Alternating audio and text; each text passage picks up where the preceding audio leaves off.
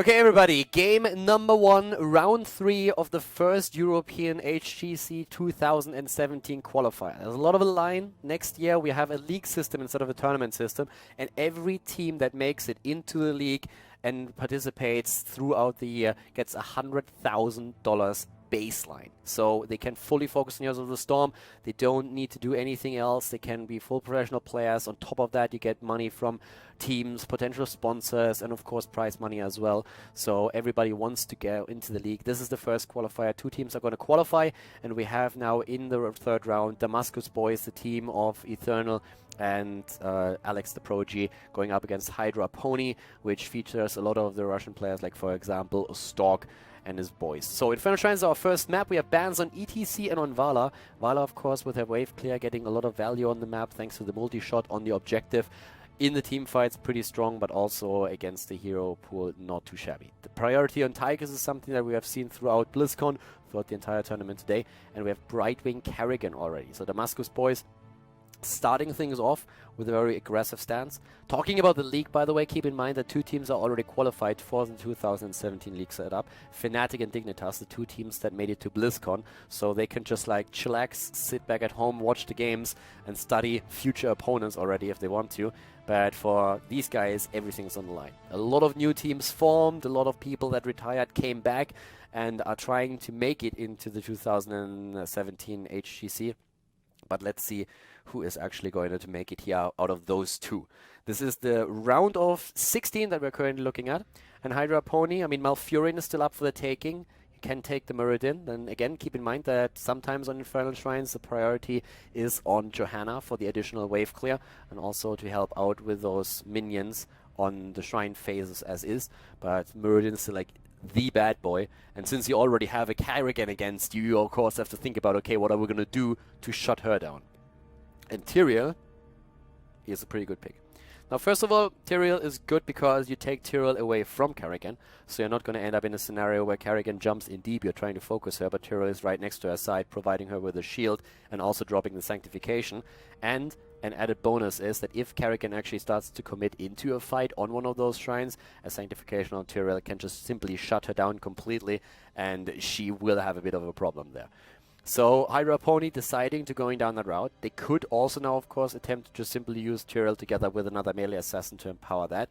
But the first thing that they do is they are looking at Malfurion and locking him down. So Malf already taken for the healer because they expect him to be banned by Damascus Boys. They themselves have their healer already in Brightwing, so the chances of them picking Malf were rather slim, probably non-existent. But there would have been probably a ban on Malfurion, so in this case Hydra Pony just focusing that. So now the question for the Damascus Boys is still how they're going to proceed when it comes down to the tank. We have still like that bit of a toss-up with the Johanna and with Muradin. We've actually seen a fair amount of Johanna play here already today. And they shut down the silence. So Sylvanas Wailing Arrow against the Kerrigan is now already out of the equation. The Tacita is being banned out, at least thought about, to make sure that Kerrigan doesn't get a double support behind her with the shields, which make her, of course, even more survivable. And Tacita has a lot of utility in the sense that his AoE on the map does already a fair amount of damage. So it seems like they don't really want to deal with that at this point. Ban him out. And yes, now the front line. Okay, let's think about that for a second. Range damage is still something that they need. So we have Liming, of course, still around. That's still one of the heroes that you can take there. Gul'dan, always a threat on Infernal Shrines. His maps are still Tomb, Infernal Shrines, and Braxis. But they could go for Liming here. Greymane would be pretty fantastic as well. We don't really see him as often anymore as before. He's still a hero that you will see in the meta, not totally rare or anything, but the priority has shifted a little bit away from him. But he is, of course, quite powerful on the shrine itself against the minions because he has a decent amount of wave clear, and he's also pretty good when it comes to just jumping the backline and starting to get good value there. Especially if a Kerrigan is pulling the attention of the opponent and he has a little bit more like leeway to get this damage in. That caters also a little bit more, I would say, to a Muradin than a Johanna, to be honest with you, just because with Muradin you have another hero that can really engage heavily into the backline, but they still go for the Johanna here. So she has a survivability on the shrine that they need. Again, it's basically the 2 heroes where you think about, okay, do we need to focus more on the wave clear? Do we just go for the Meridian because he has his stuns after 16. The Dwarf Toss stun is, of course, absolutely fantastic with the heavy impact. It's another great tool. But the setup that we are seeing for the Damascus Boys is already fairly solid. And I've been watching quite a few games of both of these teams in scrims, and I can tell you that synergy so far was pretty awesome. And the Damascus Boys are definitely one of the teams that a lot of people expect to make it into the 2017 league system. Hydra Pony, on the other hand, with a Tyrael Arthur's combo, and I haven't seen Arthur's in a good while. He's a pretty rare fella to be seen in drafts. The reason is actually quite simple. His problem is simply disengaged. Like, once you start losing a fight, Arthur's is just dead in the water. He can't escape, he has a lack of mobility in these situations, and he still has the strong presence on the shrines, on the other hand, which is one of the reasons why they go for him. And Samuro again. We saw that already once today by Hydrapony when they were playing against Team Clueless, the French team. And it was Kuni-chan in the hero, and he played actually really well. So let's see how much value is going to get out of him this time. It seems definitely like we're going to see a very aggressive setup here. I mean, Arthur's can already slow down the auto attacks, which is definitely going to help. We still should see a little bit of range damage for the Damascus Boys, I suppose. I mean, they have Kerrigan Johanna, the Grey main. It's always like that mix between a range and a melee assassin. And if they go for another hero that can poke a little bit here, then who's it going to be? We've been talking a bit about Li Ming. If you can snowball, of course, that's fantastic. Great hero to make these plays. But a bit of auto kill. Falsight is still around as well. A bit of auto killer, giant killer damage wouldn't really be too bad, considering that we have that Arthur's now at the front line. But it is Gul'dan. We've been talking about him a little bit earlier. I think a Falsight would have fit the comp as well. But Gul'dan should have the survivability here. He will have to deal with Samuro, though. That's one of the things that he has to be a bit careful if they use him. But against so many melee heroes, stacking his corruption talent should actually work quite nicely for them. So there we go. Falstad switch. Okay, I like it. As I said, Falstad would fit really well. I could have seen a Gul'dan, but I think the problem that he's going to have is that he will be a priority target, and I'm not sure if the survivability for him is enough. Falstad has a few more tools how he can deal with this. Infernal Shrines is map number 1, so let's jump straight into our first map. The Damascus Boys going up against Hydra Pony at the HGC 2017 qualifier number 1 for Europe. Game number 1, everybody. Damascus Boys going up against Hydra Pony. To the left side of the map, as you can tell, Gnapper on Brightwing for the Damascus Boys, Crosby on Falstad, Alex, the Pro G, is playing Johanna. We have Eternal on Kerrigan. And we're seeing Remaballer on a Greymane, playing the Wolf here. And to the right side of the map, we are seeing our Russian contender, Stork on Arthur's. Definitely a hero that we don't really see all that often these days in the meta, but on this map, of course, he can still establish a strong presence on the shrine, and against heroes like Remaballer's Greymane and also the Kerrigan, he can also cause, of course, a lot of trouble there. So at the same time, we're having Andilendi on Tychus in this situation. And we're having Kuni-chan on Samuro. Sphyxy is currently playing Tyrael, and NP is on Malfurion. With this quick break, we can take a quick look actually at our players towards the right side here. Especially when we're talking about Kuni-chan on Samuro. He's definitely one of the guys that we're going to watch out for a little bit. He played the hero already earlier today and had a pretty big impact actually on what was happening there. Once again on Samuro, the focus is the Way of the Blade here on level 1. Really trying to focus on those critical strikes. That's one of the things that we've already seen quite a bit. And regarding auto attacks and also survivability, Arthur's, for example, going straight for a block on level 1. Now, when it comes to the Arthur's builds, there's a couple of different things that you can definitely pull off with that. But block on 1, just making sure that you have a couple of tools against Falstad with his auto attacks, against the Kerrigan, and also against the Greymane here, of course. One of the targets in the backline is definitely going to be NP on his Malfurion, so he needs to be a bit careful with this. The only range damage is Tychus, and he should be able to dish out a fair amount of damage in this particular setup.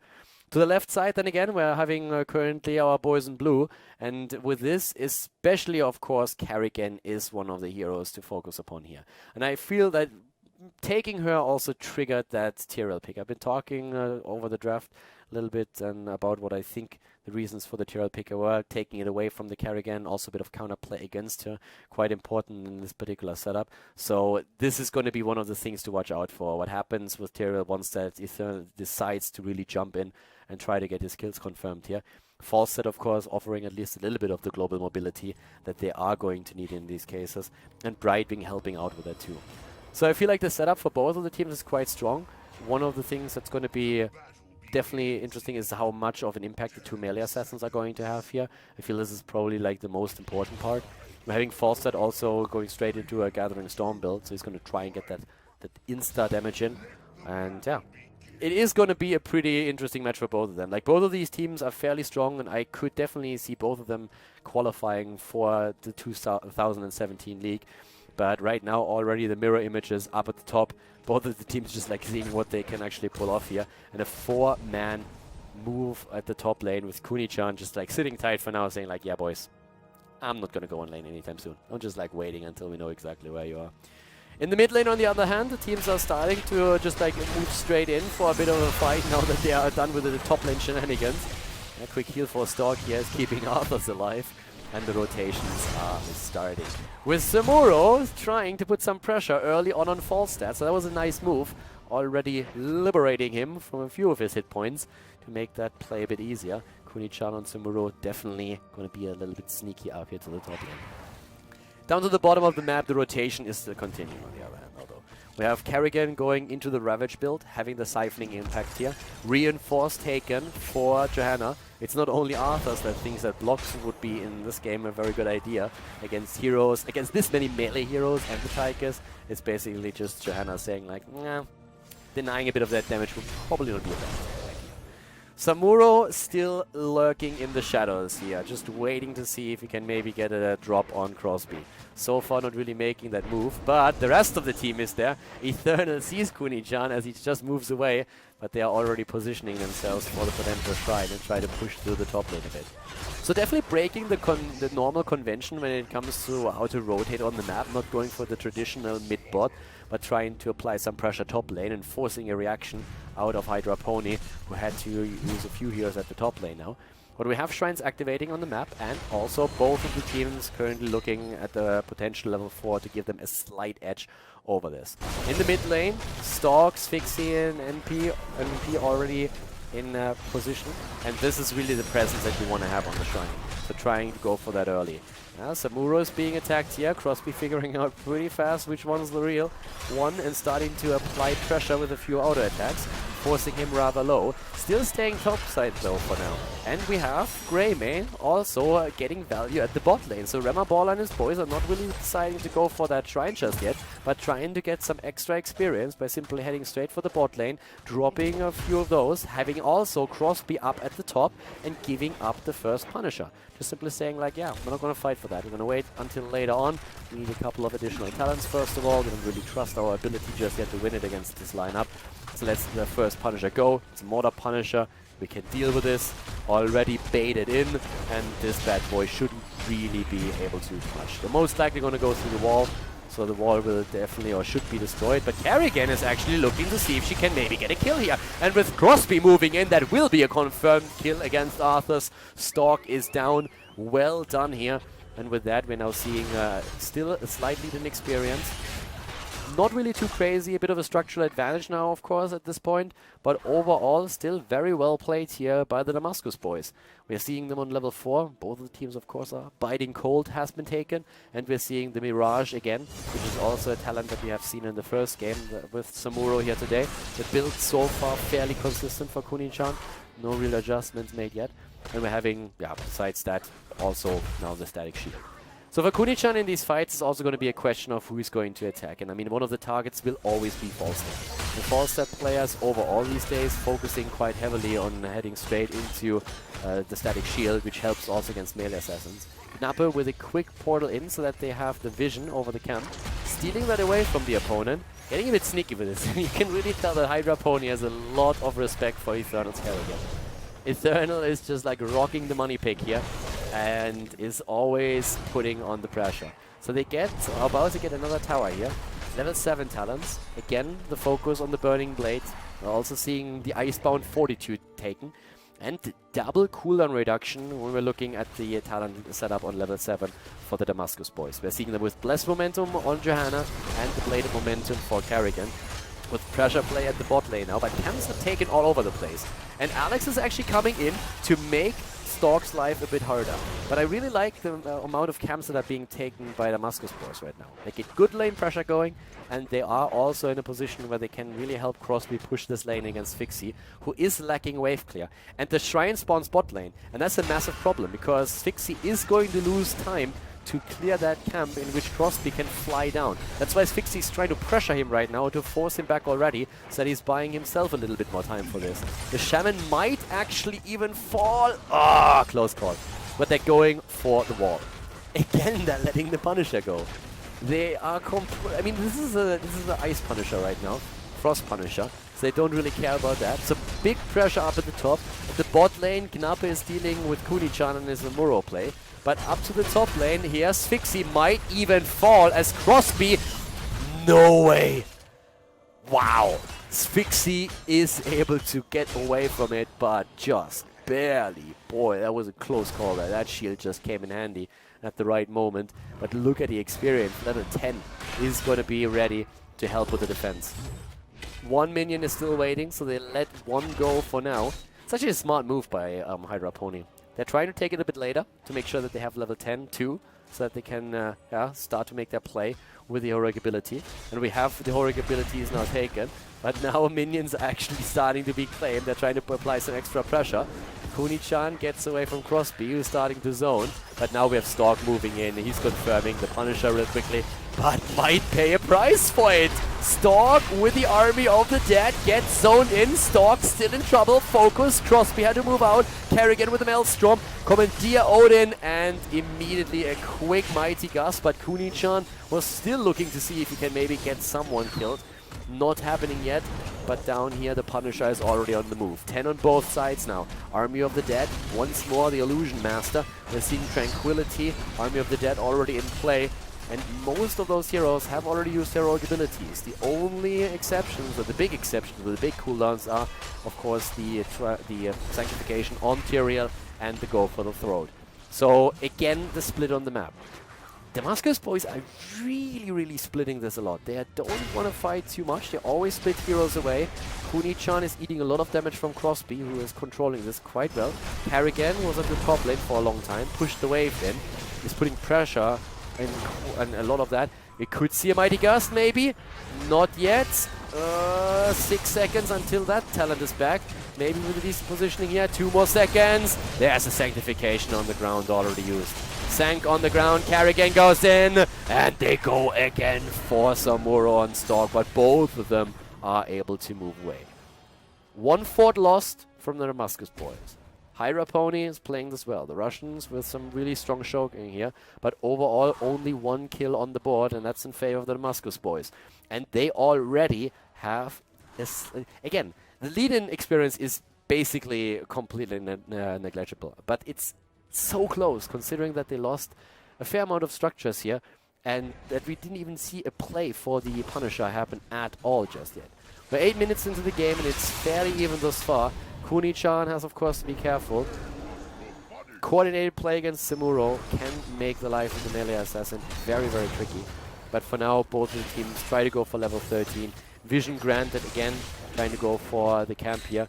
Kuni-chan is, of course, scouting that out with his mirror images, but can't really make a play for it. And up to the top lane, we're seeing a bit of a setup where Rema Baller might be in trouble if Andy Lemby gets a good grenade in. Or we are seeing Stork with a lockdown. Falstead still at the bot lane, getting the experience in here too.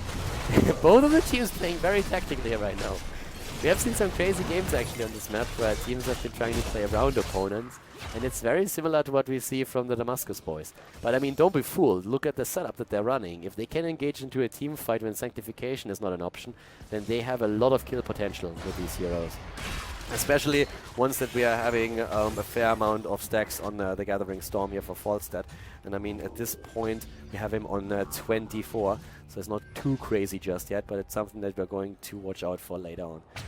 Yeah? This is the first temple where they're really trying to make a play.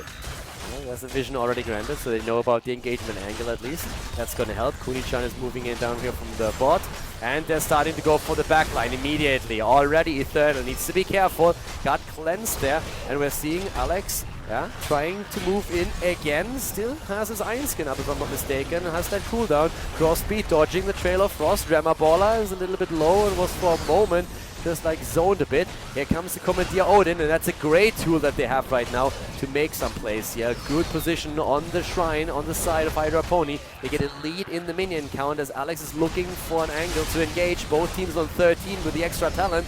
Oh, Falstad needs to be careful. Alex is low and Alex is down. The Gust is too late, and that's a kill against the Damascus Boys, and another Punisher that's going to be won by the team in red. Well done. Alex in this case going for the Burning Rage. We're having Ice Block on Brightwing. And besides that, we are also seeing, of course, I mean, that was a talent that you could expect here, trying to go for the attack speed reduction. One of the main reasons I feel we have Arthas here. He fits the map, he fits the position on the shrine, and he's also quite nice against most of the heroes that are being run by the Damascus Boys. The Neo Steel coding that's being taken by Tychus. We have Shukushi taken on the side of Samuro, imposing Will and another Ice Block on our second support. The bait into the range of the keep and the towers. So this Arcane Punisher is going to die pretty fast. But they're trying to see if they can make a play here. Once again, engaging into that backline. They're jumping on Tychus. The lockdown is there though. Eternal is in trouble. Uses the Maelstrom. Wow! Stork. He's so close to dying, but he's able to escape. There comes the Fly. Tries to fly in, gusts them away. Sphyxia and Envy are both low, but the immediate engage by Stork onto Crosby. It could be the death of Falstad. He might die here. He should die. He's actually surviving. And we've seen Malfurion at least fall. So now Kerrigan is just like jumping away. Kuni-chan with the mirror images was scaring them off a bit. Sphyxia here at the bottom is dying, and that turned fast. Falstad with the fly-in, wasn't even trying to go for Arthas, didn't even see him there, and Stork nearly got a kill out of it, but Falstad somehow survives. Was a bit reminiscent of that escape that we saw Tyrael make up at the top lane when his hit points were basically not visible anymore. But right now, Rimmerballer and Knappe taking another camp, and the lead in experience, again, for the Damascus Boys. Structural advantage, of course, goes to Hydra Pony, absolutely no doubt about it. If you look at the map, there's like still all of the forts available to them. So they are completely dominating the objective thus far, which is, of course, also a result of the Damascus Boys not even contesting two of the objectives. But at least when we're talking about the camps, then Damascus Boys are doing a fairly decent job here. Also a little bit more damage finally on the Gathering Storm for Falstad, who's at least at 42 for now. And the play in the middle. So Tyrael is at the bot lane right now, has to defend there. Play in the middle, mirror images just being a bit of a nuisance there, and taking down the fountain. That's important, that you make sure that the fountains are gone so that your opponent doesn't have the advantage over you in sustain. The interesting part is that we are having right now still a fountain available for the Damascus Boys, and it's not the only edge that they have. They have level 16, but we're soon going to see that for both players. Yeah, there's another fountain that is now being eliminated. Okay, so now a slight advantage for them, getting the wall eliminated too. And especially, of course, Greymane has now a lot more damage with this level 16 talent. We're seeing, on the other hand, now press the attack taken. And that is another great talent to take. But here comes the Root, misses everything this time. Kuni-chan applying the pressure with Samuro. We're seeing also aggressive defense and eviscerate, so the range jump into the backline is finally there for him. He can use that. They're pressuring Stork at least for now and push him back a little bit further. Alex already had to pop the Iron Skin, so he needs to be cautious where he engages on. And also on top of all of that, we see the Remorseless Winter. Eternal is trying to get a bit of a shield there with the aggressive defense. He's making these plays, but in the backline, Tychus commandeers Odin and starts to make his play. Once more, the Root on the ground and immediate disengage by the Gust, but a good drop here against the copies. Stork is able to get away, but eats a fair amount of damage. Mitigated, of course, thanks to the Army of the Dead that he's currently controlling. And we are seeing a quick tap at the fountain. This is the moment when the advantage really starts to kick in for the team in blue, but they lost the Punisher already. It's always nice when you can move back and just tap the well real quickly, but if you are forced to do it this late and your opponent already has control of the Punisher, it doesn't really do anything for you anymore. Heroic abilities, a lot of them on cooldown, but Sank is still good, did not have to be used there. And Kuni-chan is really starting to be a nuisance here, isn't he? I mean, he's playing this fairly well, always being elusive, exactly the way you want a Blade Master to be. We're seeing in terms of damage output, currently 22,000 for Samuro, having 25 and 24k for Greymane and also for Falstad. whereas still Tychus has a pretty fair amount of damage output himself on 25,000. Commandeer Odin so far did a lot for them. It was really providing value during these fights. Decent position in the back line, dropping that whenever the fight was about to engage and forcing Damascus Boys to either back off or to engage into that. So that was well done. It's a very close battle that we're actually seeing on this first map. 3 against 1 kills. Overall, when you look at the kill count, we're having Damascus Boys in a very decent spot. Their biggest problem is that they just can't fight. They can't win these on-point fights, as it seems. With all the talents, I mean, with the heroes having so much survivability, Arthur's namely, for example, and then having also the Sanctification, having also Malfurion going for the heal talent with Tranquility, it's very difficult to win these team fights right now. Oh, even engaging. They were hoping for it to be the real one. They engage into it with a Blessed Shield, drop that cooldown and hope to get a kill on Samuro. That didn't work out. I really think it's a risk that you can take. It's a calculated risk. Yes, you have a cooldown that you wasted, but your cooldown is more or less guaranteed to be back up for the next temple fight, for the next shrine fight. So you're still good to go with that. Mid lane right now, they are going to lose a couple of towers, but they're not going to lose any more than that. 6 of the Khazras are already there. The easy camp taken a bit earlier with Siege. But yeah, 18 versus 17 now. I mean, the next big milestone for both the teams is, of course, not only the next shrine, but also looking to see if they can maybe get an advantage by reaching level 10 or 20 first. There's another 10 seconds until we're going to see Blessed Shield back, so then they are going to be a little bit more cautious dropping in this quickly.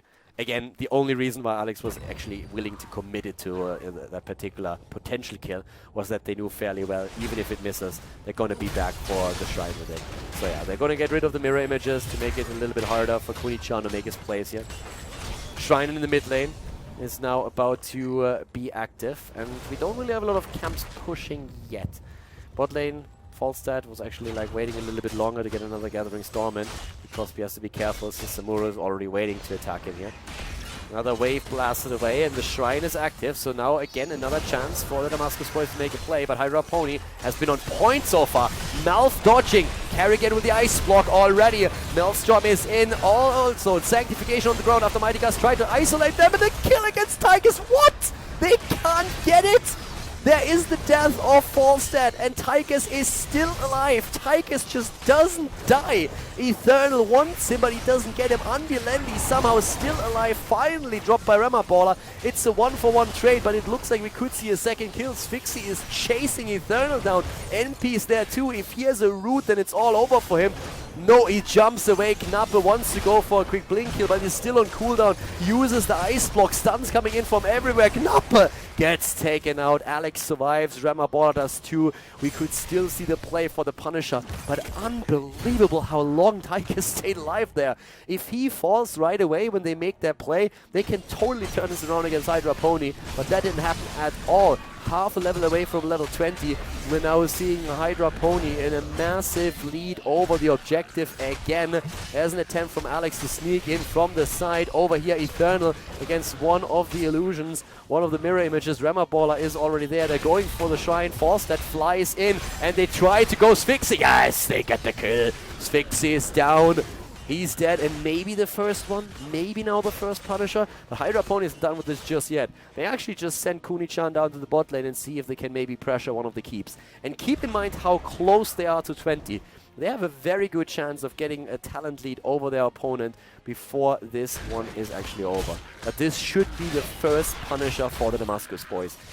Yeah, and everywhere all of a sudden Blade Masters trying to get the experience, trying to just like move in, so push back, get a bit of push going. Every structure that falls right now is what they need here. So the one tower is going to fall in the mid lane, one at the bot lane, and there's level 20 as a result.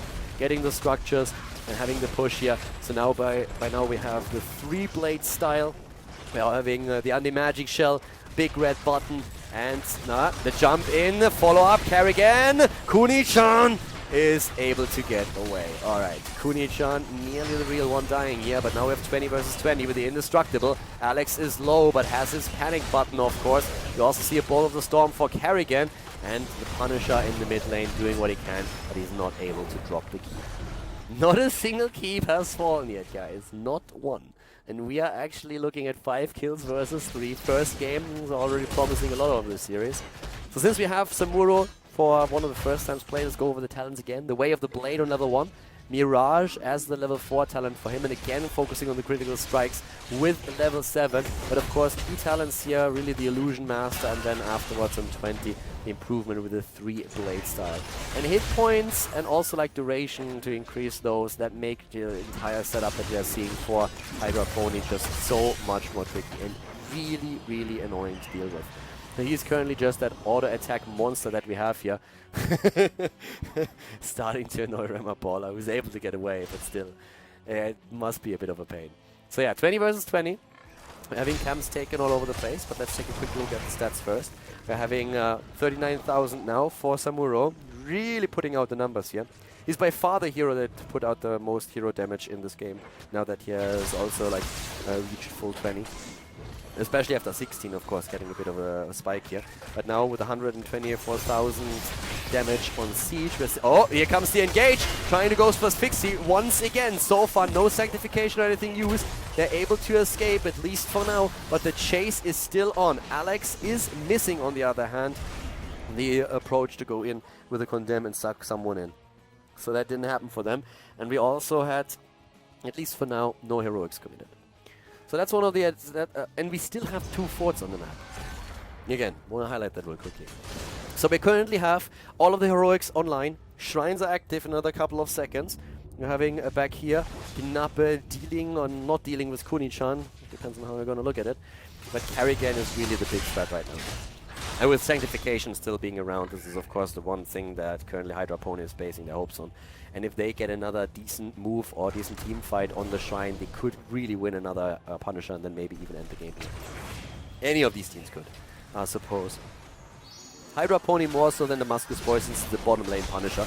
Jump into the back line, dodged by the ice block, that's on cooldown. Eternal, here comes the big red button, good push away, Knappe with the ice block, dodging the big red button, dodging the nuke, that was really important. And Malv is now also out of heroics, so a lot of the heroics have been used. Andy Landy is running out of duration on his Commandeer Odin in a little bit as well. The fight is still continuing. 31 stacks against only 2. They need to win the team fight now if they want to take it again. They're jumping in with Eternal. They're going to lose the Punisher battle. Sanctification on the ground to just confirm the objective again. Alex is very low. They go for Kuni-chan again. They just don't get him. He's always moving away. Way too elusive for them.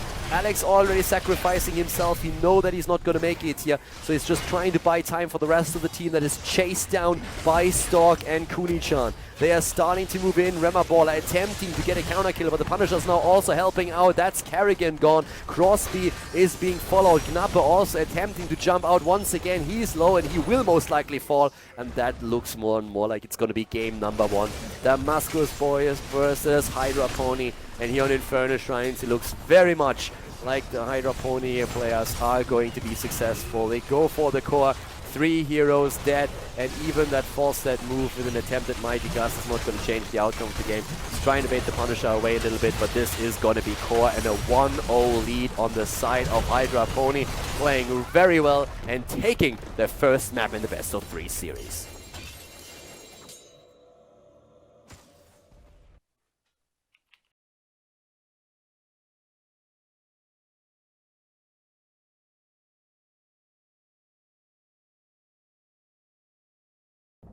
Game number 2, everybody, has started, and we are on Towers of Doom to the left side of the map. As you can see in blue, we are currently looking at a Tacita solo support combination, a composition for Damascus Boys with Knappe on a Tacita.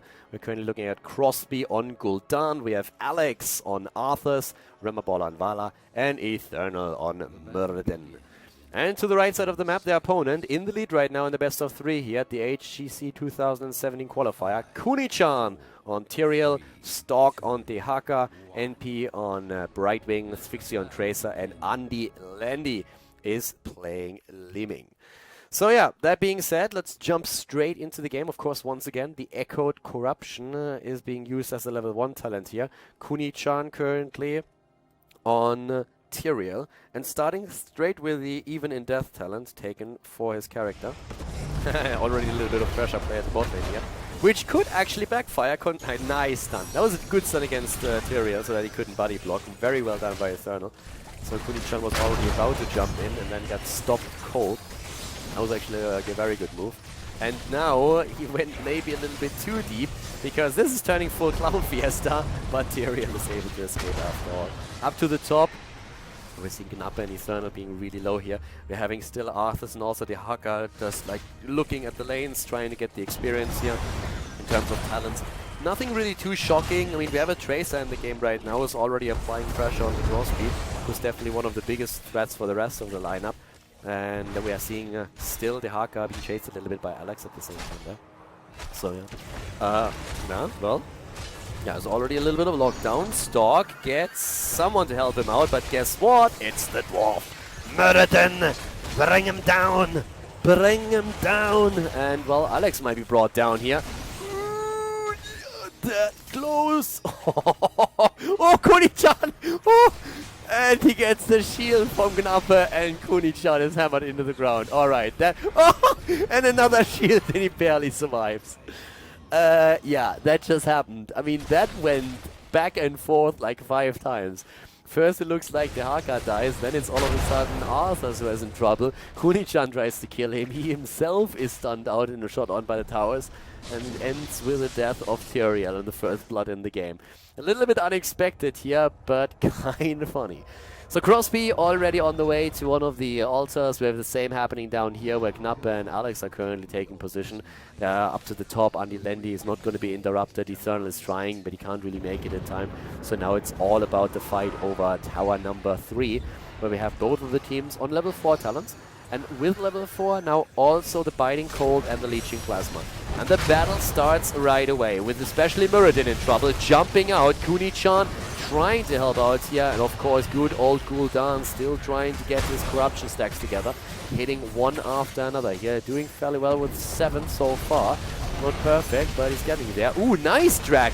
Again against Eternal, and Eternal is super low, he's dying. And do we see a kill? Yes, it is Tyrael who falls too.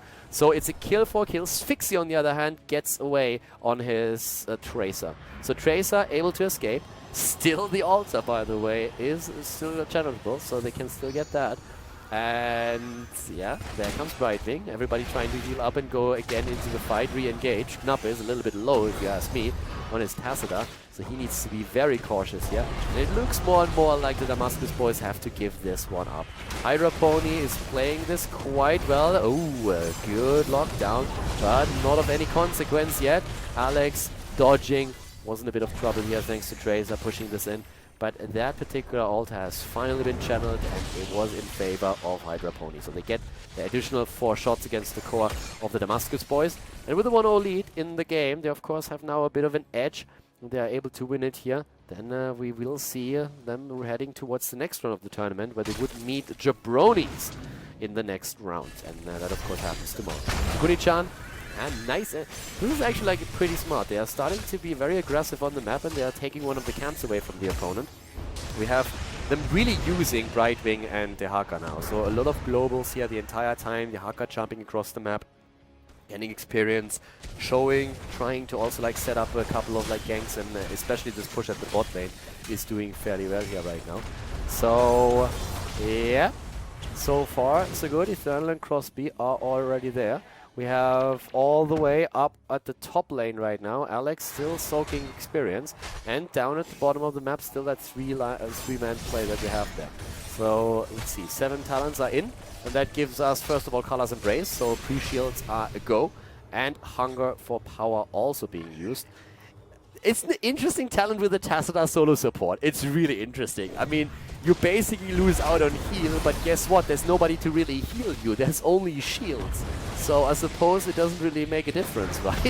In this case, Gul'dan with the Hunger for Power on level 7. It's kind of funny with the Tacita solo support. It's like, okay, we don't have a healer, but guess what? Now we can at least take this. Kuni-chan with a couple of really smooth moves on the map here. But we have still the Haka at the top lane, not even joining the fight, just like trying to get extra experience. He could always move down, and I think eventually he will have to, since we now have in another 10 seconds the altar spawning. We only have a cleanse on the side of Brightwing, aka Hydra Pony, of course. Tassadar so far doesn't have that, so that makes the plays a little bit more likely for the Haka. The drag, okay, they're letting this one go apparently, or is Kunichan able to get it? No. So we have 4 shots fired and they make a play for the Haka. Stork is still escaping though. Andilendi is low and Kunichan is also in trouble. But he himself has so far used his mobility quite nicely to escape out of these situations. I think he died once and that was already about it. Actually he died twice. We had 2 deaths on Tyrael. The one up at the top lane was of course a little bit weird and isolated, but in the team fights Kunichan has so far done a pretty decent job. We're seeing Crosby at the bot lane, trying to get a couple more stacks. He's at 24 right now, so he needs 40 overall until he completes the Echoed Corruption. So he's actually doing fairly well. I mean, we're 6 minutes in, so it's like not too crazy. We've seen a couple of players completing that talent already at the 6-7 minute mark if you have really good showing in the game. But he's definitely on a pretty good path here. So he will be able at the next altar wave to most likely complete it or have it completed by the time and then get a lot more utility out of that. Nice drag against Alex here by Stork, so they're starting to move again against Arthurs. Knapper with the shields. Very unlikely that they're going to be able to kill them. A lot of these heroes have a lot of utility. I mean, Muradin's survivability is well known, Arthur's of course as well. The life drain that we have for Gul'dan is going to help him massively, and the solo support Tassadar can really work in this setup.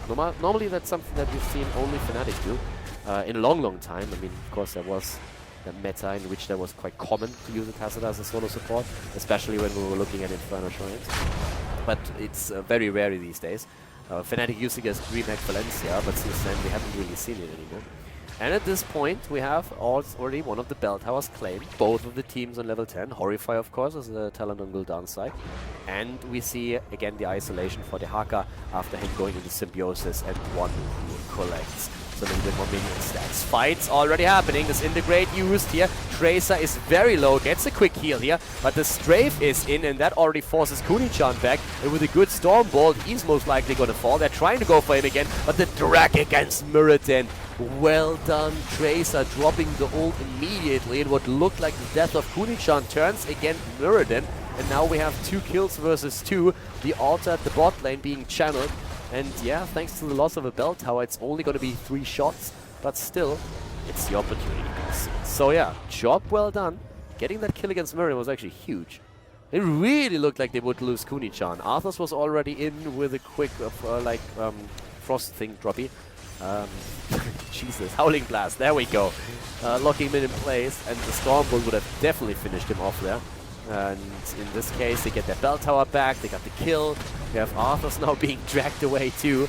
So it's really a bit of an issue that they don't have any kind of burst heal. It's only the shields that they can rely upon, and so far they're doing quite nice. And, well, let's see, we have camps taken. Top lane, again, the globe is being used. I really like the way that the Hydra Pony is utilizing them. We're having them in a slightly inexperienced. It's not crazy or anything, but still they're getting pressure onto the top lane. They're doing this really well. We're seeing at the bottom of the map still camps being escorted, so they're trying to make a bit of a play to drop these bell towers once more. But they haven't really gotten all that many kills with this. 2 versus 2. A very beefy front line, so if they can get a good lockdown, that would help. But right now, they're still getting annoyed by Sphyxie in particular. And if you play Tracer with this setup, you have to be really on point. I mean, there's no shields, no nothing. Good kill against Tyrael this time. Crosby nearly falling, but able to get away after all. So the push continues with more Pumpkinman coming in. Boom, that's going to be another bell tower that they're eventually going to grab. But up at the top lane, Stork is still making a play for power by him trying to just go for an even trade in bell towers and make that a 4-4 situation again in shots. But Crosby is in, and he's only missing another 6 stacks, by the way, until he has his level 1 talent completed. And we have, of course, Autos activating again. That's 2 right now. Yeah. Stork eating a bit of damage, but no level 13 for neither one of these teams. So it's most likely going to be in trade in shots again, but that will be 5 shots against the red team and only 3 against the blue. So 26 versus 27 now overall. Slight lead here for Team Hydra Pony still. But I'm liking this game. I actually like it. It's like pretty cool to see how the globals are being used. I'm liking the Tassadar solo so far a lot more than I probably should, and that should be a dead stop. I mean, no way he's gonna get out of this one. He's trying to drag, but yeah, that was a very good engage here. They totally didn't see that coming. I mean, they were hiding in vision, so they thought probably that they were up at the top, and he never really expect that they would jump him, but they did. And that's a good kill for them. But it's also going to cost them the top bell tower. So that's one of the reasons why the Haka most likely thought they wouldn't be there, since he expected them to defend the top lane and push that out. But they didn't. So it's 4 versus 4 bell towers again. NP still staying a bit longer to get the extra wave. But the bot lane has, of course, the advantage that if you control it, you control more of the camps. And with the camps, you can just like start to push again straight against the core. So that's a bit of an advantage. Eternal is playing a bit ballsy here, going straight for the boss. I'm not so sure about that. Keep in mind, these two have global presence, so I assume eventually we're going to see everybody just like jumping on the boss point and then a Sanctification being dropped. That's also why they're abandoning the point right now, but that's time wasted then in the end. Gul'dan with a health stone. We're seeing Gloom taken against someone like Li Ming. That makes sense. And yeah, that was pretty smart again by Hydra Pony and by the Hydra Pony boys to get the bell tower. Also, the bell tower in the top lane is being caught, but still, it seems like, at least when it comes to timings, Damascus Boys are a bit on the back. But again, this is only a game with 6 kills so far. It was a double kill earlier for the Damascus Boys, but they are behind in experience thanks to the moves that we've seen so far from the red team. But now we have a triple altar, and this is really when it starts to become very interesting, because who's going to be able to take like 2 and who's going to be able to only get 1. At the bot lane we have Brightwing jumping in. Yeah, Sanctification on the ground. It was a good isolation of Tyrael. Well done with that. Li Ming is being pushed back. Kuni-chan in trouble. And everybody is joining in, but Kuni-chan is about to fall. He's down. Tyrael is down. Eternal eats a lot of damage, but he hasn't used his ult yet. He can still do that. Can still go for it. With Stork being stunned once, locked down twice maybe. Stork attacked, and Stork is falling. Double kill against them, and that's a dead Brightwing. And that could be 3 altars. That could be 3 altars right now. Li Ming is poking. Death timers are still at 18 seconds. Fixie is still there. Has to back off. Crosby, of course, has completed his talent at this point. The Echoed Corruption down at the bottom. We have Andilendi trying to close the distance. Alex, is he gonna be in time? Oh! Yeah, he is. So they're gonna go for a play down here. Keep in mind, this one is still about to be taken. Nobody went for it. Now Tassadar is moving in. Alex has claimed the bot lane. That's another 4 shots fired, so 8 already hitting the core of the blue team. Yeah, nice. Sphyxie is zoned out for a moment. Knappe sees this. Brightwing comes in. Stork is there. And immediately the shift. Trying to escape, but Sphyxie channels through. So even after the triple kill, we are seeing Hydra Pony claiming one of the bell towers. Of course, they still lose out on one of them, so it's a 2 for 1. But overall, 22 versus 19 points. Fairly even still.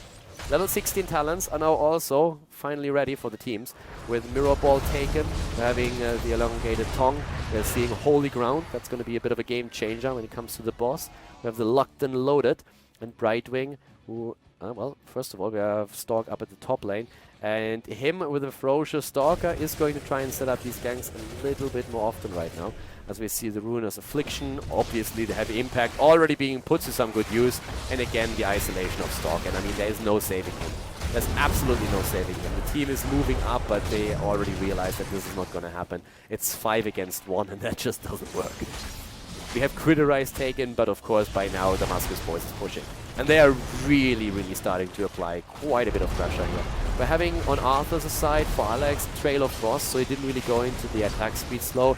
Doesn't really pay off in this case. It doesn't get too much value against the setup, but the Remorseless Winter is taken anyway. So it's a lot about the lockdown that we're seeing here for him. And boss attacked, since the bot lane play is being made for one of the bell towers.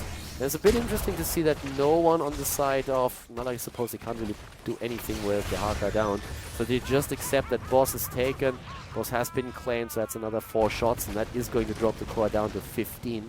But that is a 7-point lead already.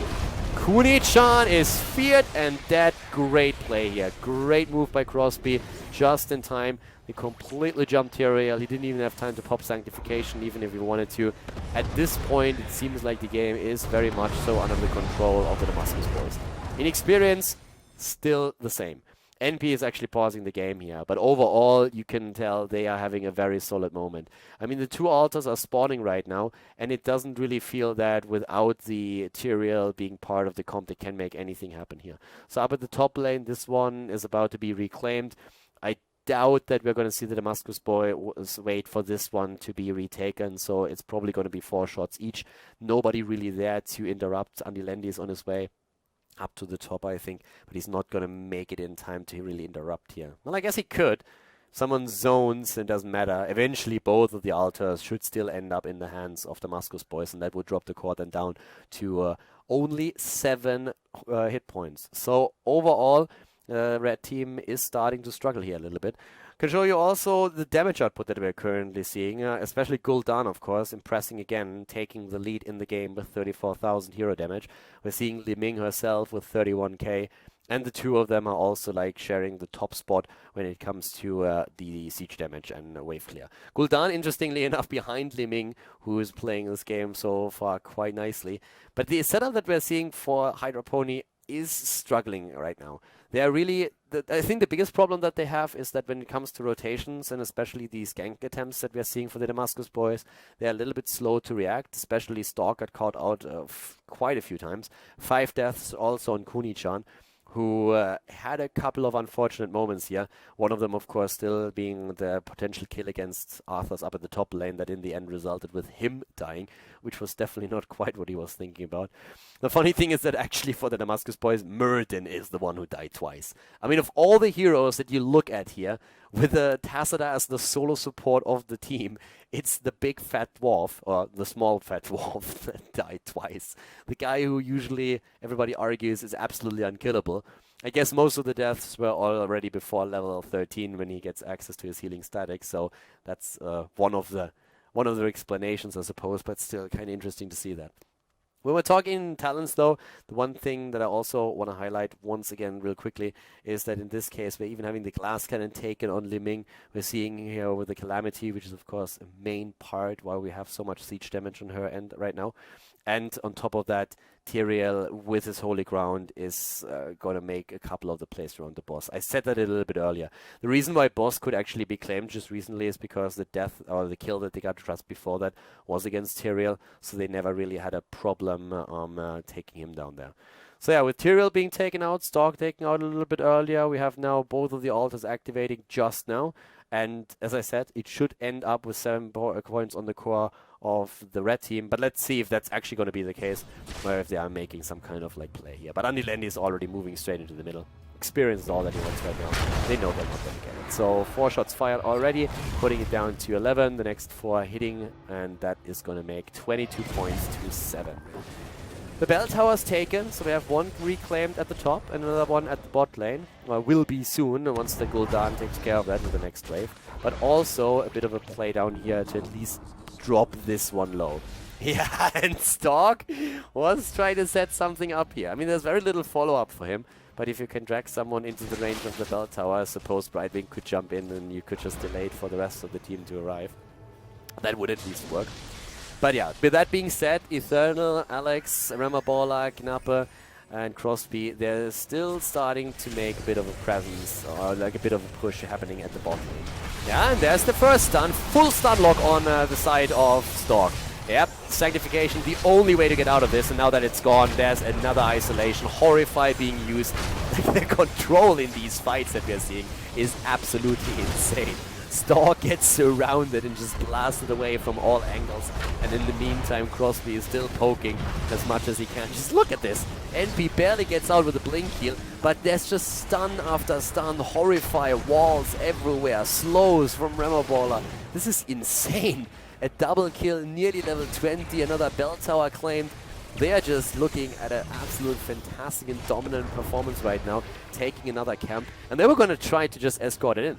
If they escort that camp in, it means a single bell tower would already finish up the game. Or a boss, by the way. So that could happen. And with 10 seconds of Tyrael and another 16, yeah, that looks very much like it is going to happen. DJ can just like poke the entire time. And like look at Sphyxy alone, he's so low. There comes to this integrate, 1-shot fire, 2 shots in, and that's 4 points. 3 shots overall, the entire camp escorted, and this is going to be the last altar of the game if they get it. So right now there's a massive amount of zoning happening. And I mean, everybody is back, so it's a 5 versus 5. But level 20 talents are in, boys. Level 20 is there, with the Haunt now taken, making them vulnerable as well. They can use their plays here. Haunt already being used, and bam, this could be the end. Kuni-chan is low, he's dead. Not even using his Sanct in this case. Sphyxy is dropping. It's a 3-4-1, and the channel is all they need right now. Andy Lendy with the attempt to prevent the worst. It's not happening. This game is over. We are going to see map number 3 in the best of 3 series here between Damascus Boys and Hydra Pony. GG, well played.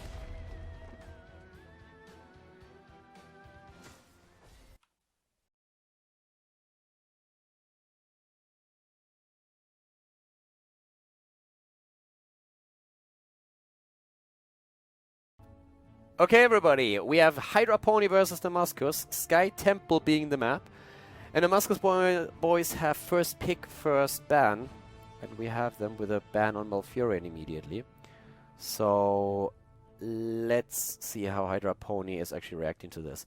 I really feel that they prioritized globals very highly on Towers of Doom. I could see that happening here again. Sky Temple is a great map if you have a very global heavy team setup. We've seen a couple of those plays already at BlizzCon, and overall, just simply for the second Temple phase alone, it can be a great play.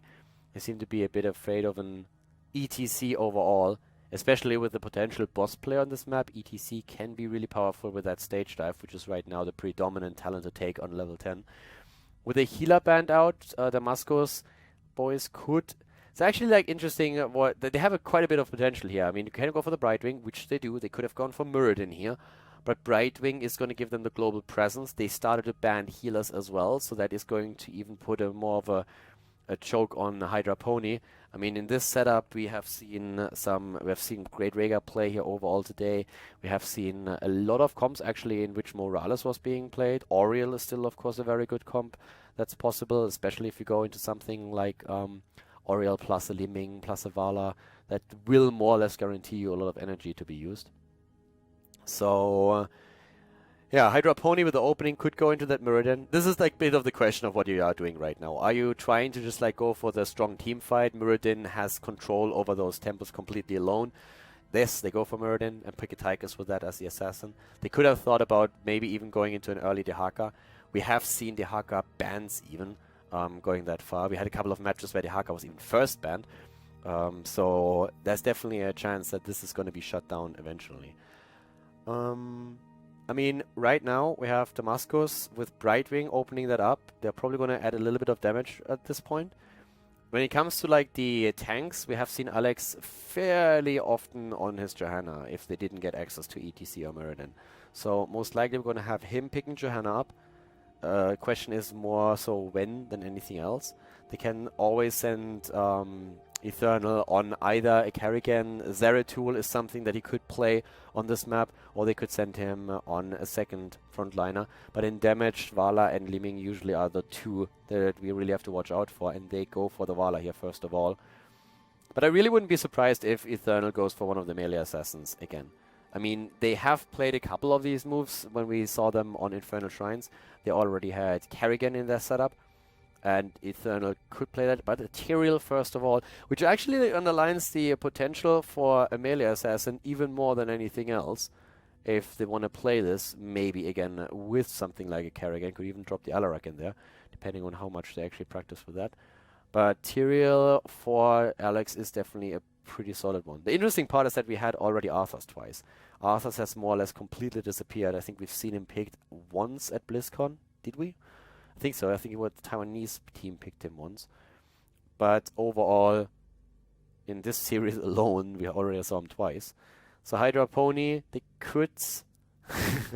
Alright, it seems like Hydra Pony actually seems to agree on the bans here. So we have Zeratul currently being hovered over, and that could result in Zeratul being taken down. He's great on Sky Temple. And Eternal, of course, is very solid on most of the melee assassins that the game has to offer right now. They switch it over to the... It's actually a bit tricky. Zeratul, Illidan, there's a lot of potential for what you could do. I mean, even a Karrigan, even though it's not really the strongest map for here now, compared to the others where they played them, like Infernal Shrines, where you have these choke points where you have to funnel through. Tracer locked away. Okay, so they don't want to play against Tracer anymore. It was a little bit too annoying the last game. But the setup and the bans are actually really smart. I like it. There's a lot of counter banning going on right now. Not only just like meta bans, but knowing your opponent, knowing players of your opponent to make sure that you deny some of their comfort heroes to them. Li Ming is still out there, so we could still see Li Ming being played. We have with the Hydra Pony so far no healer yet either. So an Oriel plus a Li Ming is a decent comp. A Greymane on the other hand, first taken. And now, of course, the question again, do you actually go into an Oriel there? Or do you just like wait with a healer for the last pick and see if you might even get away with something like a Morales, which we have seen a couple of times here already? If so, then mostly as the last pick so that your opponent doesn't have the chance to counterpick that properly. But no, they don't wait. They want to be flexible on the last one. They have the Oriel in. But yeah, I think it was Team Liquid actually that had that. And they switch over to a Rhaegar, okay. I really feel that when they pick Oriel, Li Ming would have probably been a little bit better than Greymane. And in this case, Rhaegar now switched over, so Lightning Shield alone is already going to be a bit annoying. But the Ancestral Healing as a bit of a panic button is definitely going to work for them. But I mean, we all know that with a decent setup, an Oriel can be absolutely fantastic. But usually you want to have like really good range poke for that, so that you can constantly get the damage in during the fight. And are never really forced in a situation where you just spend more time running away, not dealing damage than anything else. So the Damascus Boys, they go for the Illidan. Hydrapony was thinking about banning him out. Personally, I actually believe that no matter what they ban here, the other hero is taken. So I think if they ban out Illidan in the last ban phase, they will have to face the Zeratul. On this map in particular, Damascus now could still add range damage if they wanted to. And they go for the Abathar instead, so they have a little bit more presence on the map, have the copy available. It's a pretty heavy snowball comp for team fights, if they really confirm the login, and they actually do. So Abathar on the top Illidan is going to do a whole lot of work here. So yeah, that's a pretty scary setup that Damascus Boys have here. Very snowbally and very team fight oriented they have. They can of course like split Soak with Abathar, with Brightwing. That gives them an edge when it comes to experience, or can easily do that. Not really any globals yet for Hydra Pony, so the question still remains if they are going to add something along these lines. But they go for an Illidan counter, they go play double support. So, Lily picked so that we have blinds against Illidan. They can also play with the Water Dragon here. And they have a solid setup, but it's really all about shutting down Illidan in this case. So Lily has to really fit that role, or they're going to have trouble. Lily actually has established herself as not a hardcore Illidan counter, not a hard counter that makes him immediately useless, but she is very solid against him. And we've seen that picked several times, not only at like regional finals in Europe, but also at BlizzCon once. So yeah guys, let's jump in. Sky Temple, it's the last map between these two teams, the last map of the day as well. It's a 1-1 currently, map 3 is Sky Temple, so let's go in and see which team is going to be victorious to compete again tomorrow to get one of the first 2 spots for the league in 2017 with HGC.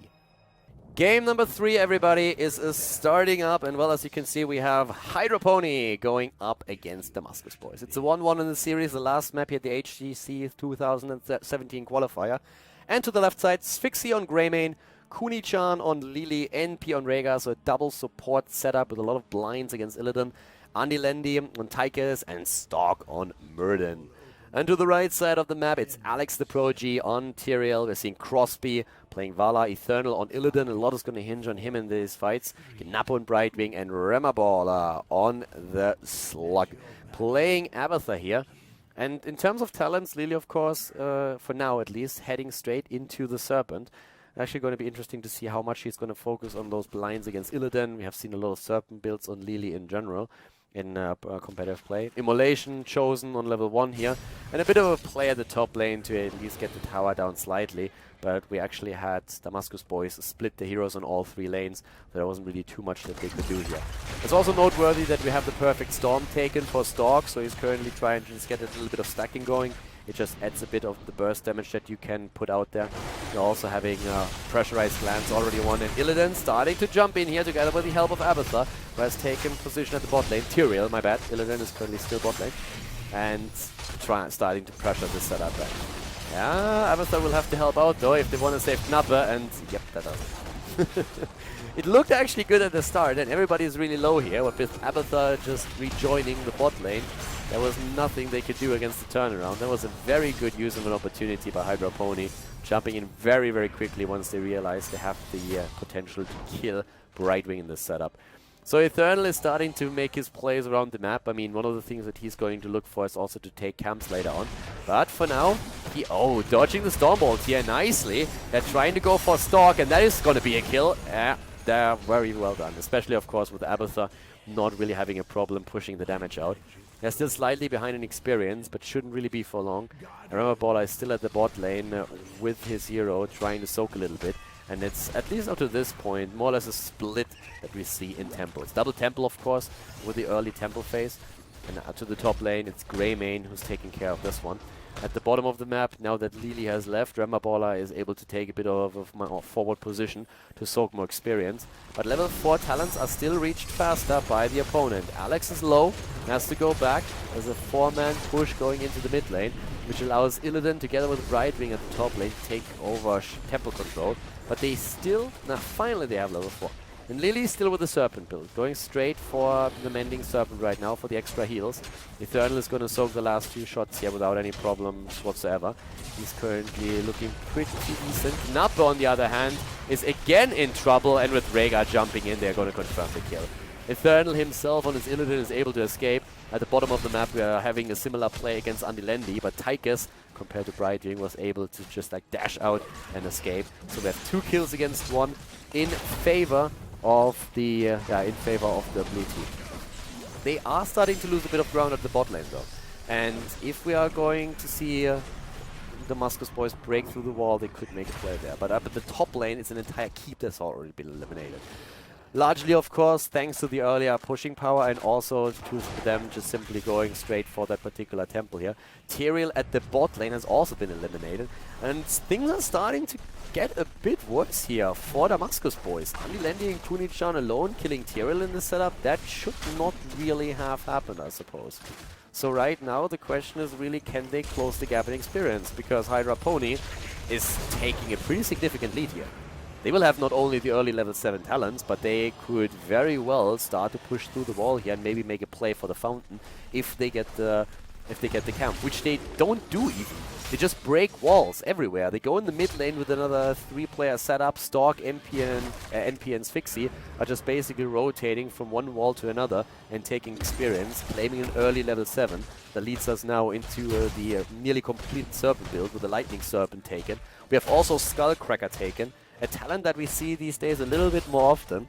The attack speed, the basic attack speed increase is of course quite nice, but those mini stuns are also pretty cool. And they can wreck someone. I mean, someone trying to just like go for a channel, an Illidan that goes in and has a mini stun on him just before he wants to use a metamorphosis, that can really lead to the death. And of course it allows Muradin to be a little bit more dangerous in all of these fights too. The downside is that you lose out on the cooldown reduction. And oftentimes the idea of using not only Thunderburn but also then the cooldown reduction on 7 plus healing static on 7 is to just have more claps available during team fights so that you are more or less unkillable and get a constant pushback in health. But it's definitely something that we see a little bit more often. Skullcracker, that is. Rhaegar currently waiting with his level 7 talent. And it's actually kind of funny to see that, because he's waiting with his cleanse. He's just saying, hey, I don't want to use cleanse, but I might have to. So one of the concerns that he currently has is that on level 10, we're all of a sudden seeing Judgment. It's not really the go-to build, but we have seen a couple of plays in the past, especially with Tyrael Sylvanas, when you can go for Judgment. And in this case, you could theoretically do it too. It's highly unlikely, but Rhaegar is just saying in this case, you know what, I'm going to play that safe. I don't need it now. I'm going to wait for it to become an issue, and then I'm going to go for it. The only thing is that now that level 10s are all in the common play, he might have to really quick pick those talents if an Ancestral is necessary. But they were able to claim the tower at or the temple at the bot lane, and now with level 10, they are making a play for boss, and there is nothing you can do about this if you are on the side of the red team. I mean, at this point, as you can see, they're even just like going for a trade up at the top lane where they eliminate a fort. That, of course, also provides vision. So boss, yes, is taken. Already Commandeer Odin. We have no Water Dragon, by the way. It's still the Jugs on the side of Lily. Which lets... Nah, I'm not going to hope for Bloodlust here. It's a lot of heals, though, if they go for Ancestral as well. I expected Lily to actually go for Water Dragon to slow the onslaught down a little bit. Here's the level 10s right now. And look at Tyrael. Okay, Sank is in for Tyrael, and immediately we're seeing Blood and Thunder and Ancestral healing. So waiting for Tyrael to pick his talent. Tyrael doesn't take Judgment, and then, you know, you don't need Cleanse. So, yeah, good job by NP here. A little bit old school. Usually we don't really see heroes waiting any longer for the Cleanse, but now they push through with the boss, and this is a massive pressure play that we see here. And also with Commandeer Odin in play, they're going to get the keep. We're 6 minutes 30 in, and they are going to get that keep. They're going to take that down. Tyrael with the Sanctification, Alex is pushing them back, but the heals are there, and we have so many heals, with Kuni-chan already going straight for his Lily heal. They could even turn that around at any point against Crosby or Eternal if they really wanted to. Tyrael trying to see if he can maybe set a flank up or something. Eternal should be very careful how far forward he goes. Yep, that Skullcracker is a problem, and he is barely getting out of it. Gnappa about to fall, just blink heals away. Can he save himself? Gnappa, wow, still alive. But that turned from let's chase them and kill them to oh my god, we're all gonna die really fast. They barely survived, but they got a little bit of value out of the slug at the top lane. So in experience, it's still a level that they are behind, but of course it's more of a structural problem that they are facing. They lost 2 forts and a keep, whereas their opponent only suffered the loss of a single fort at the top lane so far. So very nice play that we have now on the side of Team in Blue. They're doing this very well. Someone needs to would have liked to see someone take the experience up here at the top. Abathar is still trying to provide some value by just simply pushing it in with the Symbiote, since they are fully aware they can't really do too much. I mean, Illidan is taking camps. We're seeing them with the control over one of the temples. Nobody's really going to contest that, with half the team being at the bot lane. But it's going to bring a level 13 earlier for the Team in Blue for sure. So Lily was moving to the top, trying to get some experience here. They're going to get the earlier talent. There's a bit of a trap here by Abathar now set as well that we're seeing. And still a fort at the bot lane, completely in play. Nah, well, not completely. It's down to 30% HP, but still, like, they still have the fort available, and that's worth quite a lot. So from a structural point of view, it also means that any kind of additional temple that is taken by Hydra Pony in the next few minutes will attack keeps directly, and that is going to start to be a massive issue. So the super pressure that we are seeing from Hydra Pony against structures is going to result in, a potential early loss. So they are trying to make up for that by now claiming a few structures themselves, and they are really closing that gap in experience. Lily, by the way, went now into the surging winds here, where we don't have any kind of big team fight just yet. And as long as they don't lose a keep, Hydra Pony is still in a massive advantage here. No question. Bot lane has to be taken care of, but it's all just dropping experience into the hands of them. Again, Rhaegar, by the way, waiting a little bit with this talent. We're having currently 6 stands taken for Illidan. Rhaegar on level 13. I mean, I like go for the Healing Surge, or you're going for the Earth Shield. Those are basically the 2 most common talents that we're seeing. So in this case, he's waiting for the actual fight to start so that he knows what to use. And if probably Sphyxy in trouble. Still no Earth Shield. Okay, Rhaegar wasn't there. There we have the Earth Shield taken. Now Stalk jumps in, goes for the stun. Oh, Sphyxy nearly confirming the kill against Eternal, and Alex also starting to just like chase away. Here comes another quick jump, but no Stormbolt follow-up, nobody in range anymore. Commandeer Odin has been used, and this is going to be another wall. They are going to try and focus it down as much as they can, while they still have a bit of an effect here. We'll also see 2 heroic abilities, a couple of heroics actually on both sides not being used.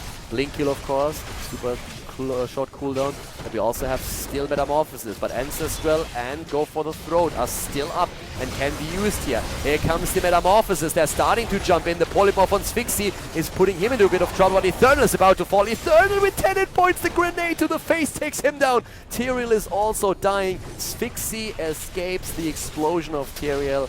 And it's 5 kills against 1 now. And Hydra Pony, wow, they are really making the plays here.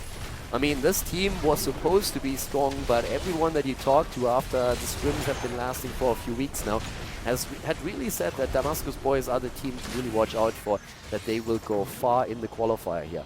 And this has been a very close series thus far, but at this point it's really Hydra Pony making the plays here. Down to the bottom of the map, Remabola is trying to save them with a bit more experience. It's of course to a certain extent also his job to make sure that this lane is not going to push too heavily against them. He's a little bit cautious about where to go, doesn't have vision on any of the opponent's heroes, so he's very wary that there could be a play against him. Of course, they know where he at least was, but now the temple is there, so they're starting to take that. As mentioned before, it attacks the keeps directly, and guess what? This is gonna result in another one taken out. So a play for the boss instead. We have level 16 talents now. Damascus Boys are in bit in trouble.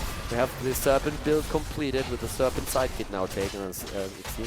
There's the Executioner, and give him the axe has been used as well. Alright, who needs stuns, right? Not going for the heavy impact, which, to be frank, is a bit of a surprise there. It really feels like they have the damage output that they need overall, but Muradin is just saying, I don't need my stuns, I'm going to go for a bit more damage, and we're going to have that single target damage pushing in. Keep in mind that he, of course, also has taken Skullcracker here. So that means that at this point he's going to get a few more of these auto attacks out, so that he will, with Give Him the Axe, get a lot more damage out. So that combo with Skullcracker and Give Him the Axe is really not all too shabby. It's pretty similar to the attack speed bonus that of course can be granted by Abathur himself, who in this case finds himself on the opposite team. 16 talents now should definitely be a pretty big deal on for the team in the red though, for the Damascus Boys, since especially the report that Illidan is going to get from the symbiote is going to be increased even more. Like, the chase potential is absolutely immense. If you start winning one fight, if you're Damascus Boys right now, you're very likely to end up with, if not a team wipe, then at least 2, 3, 4 kills. Just so, because Illidan can chase you down into oblivion, has the slowest thanks to Abathur now too, so that's definitely dangerous.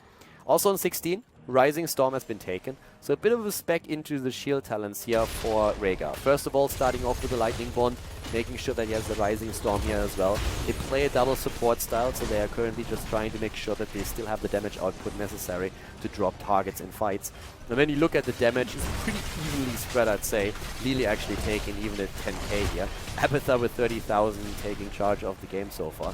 But we have 22,000 on Tychus. And a bit of a trap set up as another temple is about to become the issue. Abathur will maybe even try to get a couple. If that was Shat, he would already be on the temple, I can guarantee you that much. But the fight up here is starting, and Illidan has a bit of a problem, but they're trying to isolate, especially Tychus, and P is about to be going down. There's the kill against Rhaegar. He got his Ancestral off. Also Lili with a healing ult, but right now the attempted kill against Remabola's copy, he's out, but Sphinxie is killed. And as I said before, the chase potential is absolutely fantastic. 2 heroes down just before Stork and his boys are able to save themselves behind the wall. Yeah, that is currently once again Damascus Boys saying, hello, we are still here and we're here to win this. 17 versus 17 now in levels. We're having at the top lane Abathur taking over with a couple of like toxicness, trying to destroy those catapults. 2 of the temples could be taken now by them.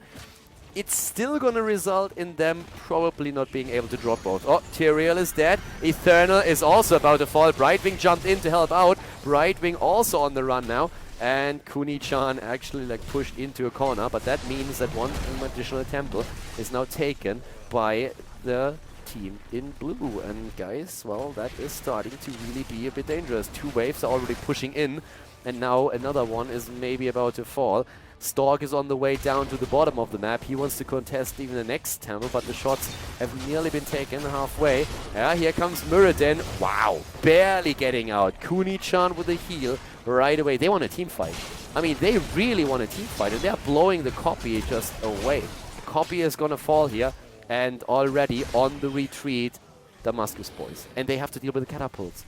I mean, right now, Remabola is doing whatever he can to make sure that these catapults are not going to do too much damage. They already destroyed half of the shield, but now the shots are in up to the top. There's only a few remaining. So overall, still a win for Hydra Pony.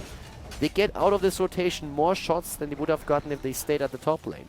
And this is going to drop another keep. 5 shots are going to be fired. And that is it. All the keeps are gone. All the keeps are eliminated. So you need to win a big team fight now if you're Damascus Boys, or this game is slowly and steadily going to turn against you. Kuni-chan dying is a start. That's how you can start that snowball. But now Illidan has to really completely roll over them, and he's trying. He's going for Greymane. Greymane, I don't see him escaping here. Sphyxy is falling. No Ancestral even being used. Absolutely pointless in this situation. Stork, they might have been able to save him, but he is also dead. A triple kill as we are having Damascus Boys starting to push in against the bot lane. They need to make some plays, and they know it too. Look at Abathur. He's the entire time just sitting there, taking catapults down. All the lanes are pushing in against him. And at the same time, the bot lane is besieged. That would take some of the pressure off at least. But they can't confirm the kill against the keep. They just simply can't right now. It's actually interesting. Why not? They are going for boss. Alright, there we go. They go for boss. They want the boss. That's why they left the keep alone. They realize that they have an opening where they can go for boss. They don't even commit to the keep because they say, guys, if we take boss right now, we might be able to end it. They have level 20 and they need to end it now. They can't wait for another objective. They simply can't. Another temple would eliminate the core. And at this, right now, at this stage of the game, you go for boss, you go for game, or you are going to lose it one way or another. Already vision taken at the top, so NP, Andy Lendy, they could try to go for a bit of a backdoor attempt so that the boss is going for the core all alone, and they are toying with the vision. You're trying to hide right now. Don't show on the map. Don't let your opponent know where you are. Boss is going to push through the bot lane. There's 2 temples right now. You need to make sure that none of these are being claimed. So they are just like trying to have the global presence. Knappe is back. He's the one who can jump in if they see the opponent. Now they see 4 at the bot lane that they can focus on. Rega is on the way at the top. Someone will have to react to that. 7 more seconds until it's up though. It's going to be a bit of a race. It's going to be a real big race. Sphyxy on the way in the middle actually. He went very late, but Illidan is already on the core itself. This is going to be way too close. Shots fired against the core, but the boss is on. Guys, Damascus Boys are about to win it. They are actually taking it. Damascus Boys with the boss play is going for it, and they win the game. They take it. GG. They advance, and Hydra Pony is defeated.